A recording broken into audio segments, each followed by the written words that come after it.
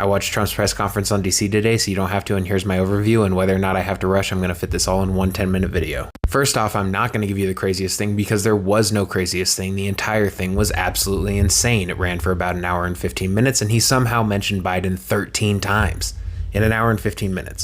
So he starts off just by telling you what happened. The DC police are now under federal control, and he will be deploying the DC National Guard to our capital for the beautification of Washington, DC. If you're wondering why, he says that the DC murder rate is worse than the worst places in the world, his words. He also says that carjackings have doubled and the murders have reached the highest rate since probably ever, his words. If you're new here, all of these are his words. He says that the city was taken over by violent gangs, bloodthirsty criminals, roving mobs of wild youth, and drugged out maniacs and homeless people.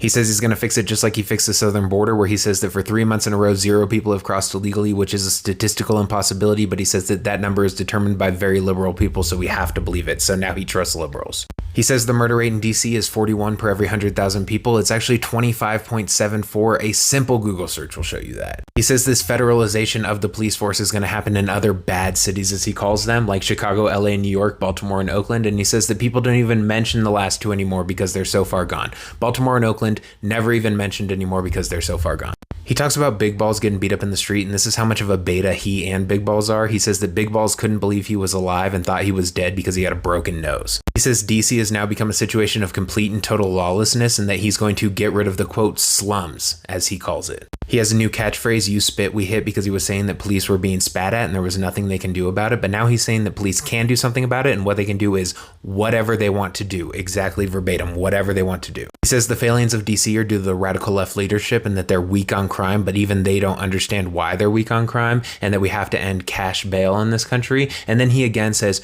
transgender for everyone and clarifies that by saying everyone is transgender, whatever that means. He at one point says that he thought that there were 30 police officers in all of DC, and then he found out that it was 3,500, and he was amazed and he thought that was too many because that's basically an army. He says we're going to fill the streets with DEA, FBI, and ATF, and he says that other countries don't have all these other types of special police, but what they have is tough police, and they always get the job done. He's talking about dictatorships, by the way. He says he's declaring a public safety emergency, and then says that he's embarrassed by DC because people like Putin can see what's going on in DC, and then he's going to be going to Russia, even though he's going to Alaska, and he later will allude to that, but then he will later also say that he's going to Russia.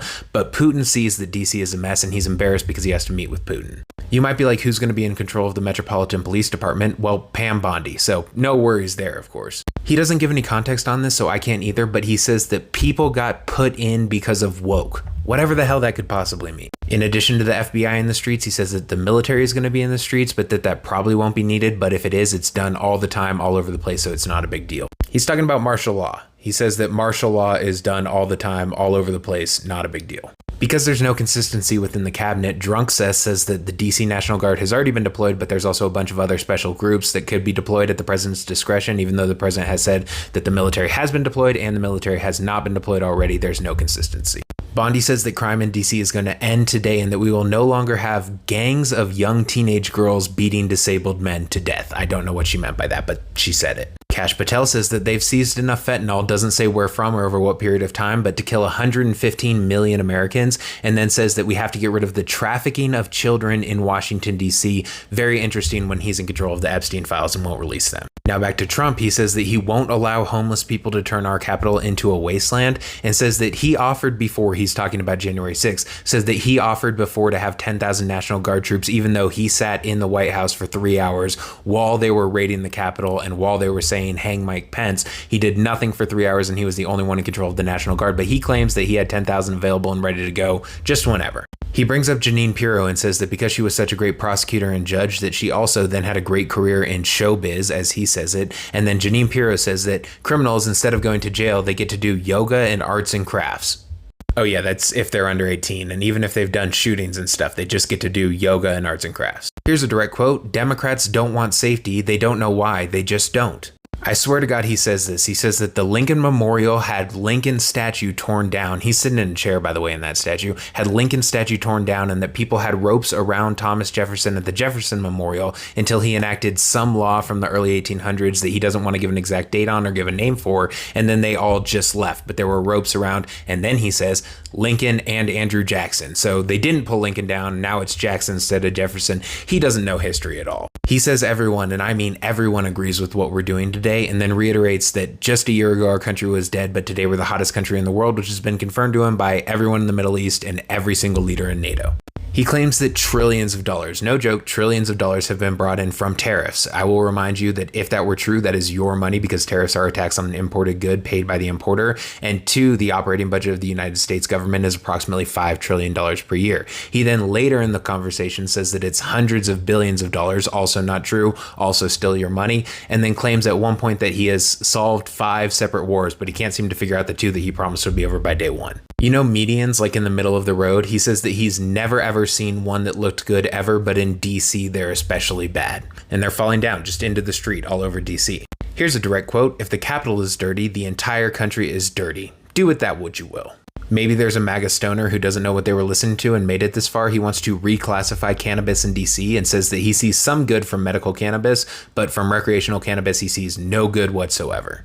Aside from the tax revenue, which he doesn't mention. That's just me knowing that. Because he's such a good businessman, he refuses to confirm or deny whether or not he's going to extend the tariff pause on China. Regarding Ukraine, he says he strongly disagrees with what Zelensky has done and that there's going to be swapping of land between Ukraine and Russia, whatever that means. And he says that they have lines that are very uneven and they're going to try and get territory back for the Ukraine, but a lot of that is oceanfront property. And as everyone knows, oceanfront property is the most valuable, so he doesn't know whether or not he's going to be able to get that back. He says from the standpoint of land, Russia is the largest, which is true, but feels very much like from the standpoint of water, Hurricane Helene was the wettest. So I just had to throw it in there. He says within 2 minutes of meeting with Putin, he's going to know whether or not they can make a deal with Ukraine, which sounds like the whole thing could have been a phone call and save the American taxpayers the money of flying him out to Alaska to meet with a leader who has time and time again absolutely stomped on him, including the last time they met in private and including time and time again when Trump himself says we have really great phone calls, but then hours later bombs are falling on Kiev. And then a reporter asks him, how do you know that within 2 minutes you're going to be able to do that? And he says, it's because it's what I do. Here's another quote he didn't give context for, and I can't seem to find the context for it because it doesn't make any sense. We sell fighter jets to a country and give them 20% less than what we have. End of quote. He says, quote, meeting with Putin might be bad, but it could be good. I swear to God he says this. He says he's going to put Putin and Zelensky in a room, and he might be there or he might not be there, but either way, it's going to get solved by him just putting them in a room.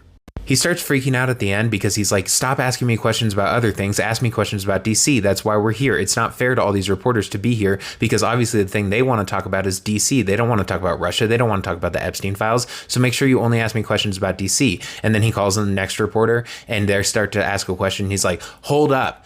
Is this question going to be about DC? Because if it's not, I don't want you asking it. He again, towards the end, says that he's going to Russia to meet with Putin, even though we all know that he's going to Alaska. So maybe he wants to just give Alaska back to Russia. And that's why he's saying that Alaska is where he's going and that he's also going to Russia. I honestly don't know. He's just a hot mess out here. And then he says, and I really have no idea who he's referencing. He might be referencing the American people.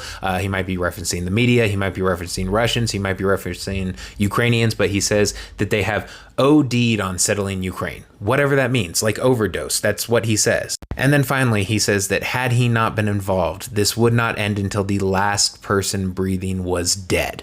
Okay, he was the only one who can solve this. Apparently, a bunch of others have tried, and he's the only one. But if it wasn't for him, every single person in Russia and every single person in Ukraine would be dead before any of this was solved. So there you go, a complete overview of what happened, all the crazy things that were said, all the blatant lies that were said, a little bit of fact checking here and there, and I got it all done in under 9 minutes. You're welcome. To my 10%ers, thank you so much for being here. Apparently tagging CNN, MSNBC, The Daily Show, and The Colbert Report over 10,000 times did not spark enough interest for them to reach out to me. So this time I'm going to ask you to do one thing. Again, even if you've already commented, please just go in, tag Jasmine Crockett, tag AOC, and tag Bernie Sanders. Because like Bernie Sanders and AOC, I am also fighting oligarchy to the best that I can. So maybe by reaching out to them, they'll at least give me some attention, which would bring some news attention, which would allow me to get verified, which would allow you to stop receiving messages from fake accounts that are not mine that keep asking you questions about crypto or whatever it is they're doing. It's all fake. I will never message you. I promise you that. But please, if you could, and you're in the 10% who made it this far, tag AOC, tag Bernie, and tag Jasmine Crockett. Okay, these are people that I actually respect within the Democratic Party. Thanks.